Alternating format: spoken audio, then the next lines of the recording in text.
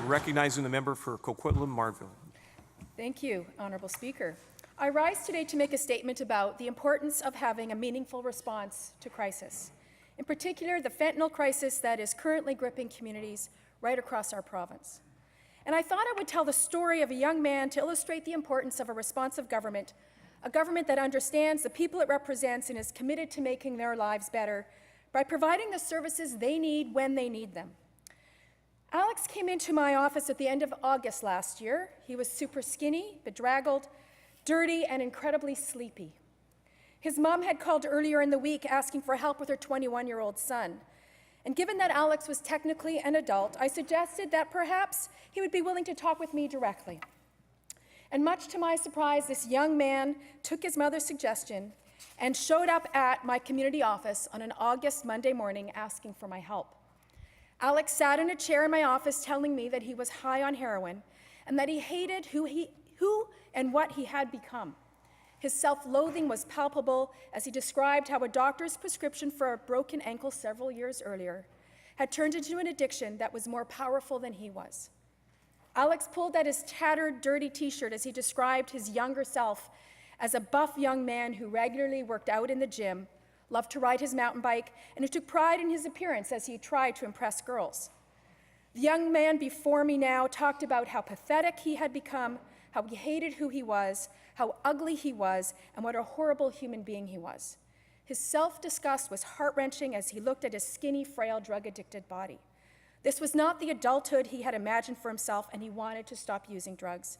He expressed fear of withdrawal, the pain, the discomfort, and the seduction the drugs had on easing his mind, calming his body, and fooling him into believing that just one more hit would be his last. My heart ached for this young man, and it ached for his mother and his brother who had been witnessing Alex's descent into misery. In that moment, in my MLA community office, Alex begged for a safe place where he could safely wean off the drugs, reconnect with his life, and start to heal the rifts in his family. Honourable Speaker, when a young man full of potential comes to his own conclusion that he needs help, it is incumbent upon his neighbours, as citizens, and as human beings, it's incumbent upon all of us to offer help. But I have to tell you, Honourable Speaker, help was hard to come by. I searched the internet looking for nearby resources that would open its doors to a young man ready to act in his own self-interest. I feared that this motivation would be fleeting, so I knew we had to act fast. Phone call after phone call revealed that this young man would have to wait to get the help he needed.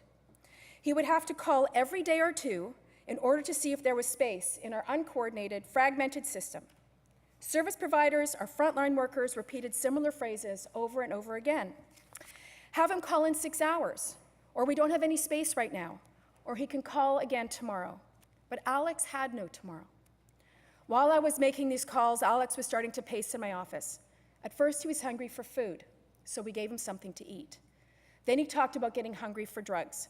Withdrawal was beginning and his level of agitation was increasing. And both he and I knew that if we could not come up with some sort of plan to keep him from using in the next hour or two, he would leave my office to get his next hit. And we both knew it could be a hit that could kill him, given the presence of fentanyl in these illicit street drugs. Honourable Speaker, it doesn't have to be this way.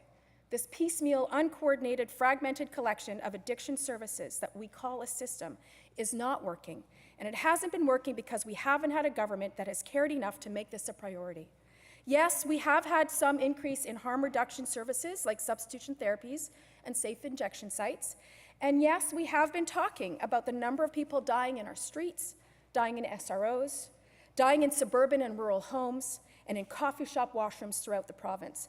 But we are 14 months into a declared crisis, and we still aren't making a dent. According to the coroner's service, there were 136 suspected drug overdoses in April 2017. That's a 97% increase over the number of deaths due to overdoses from April 2016.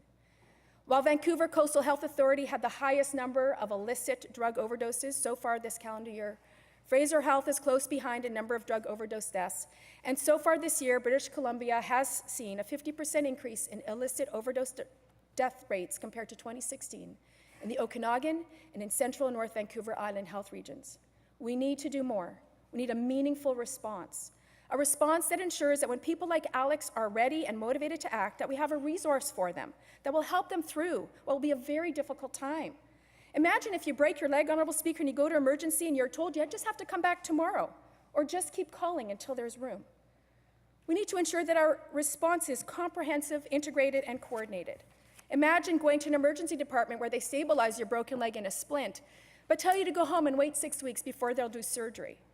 We need to ensure that our response is based on sound, evidence-based treatments, supports, and recovery. We are very particular about who treats broken legs.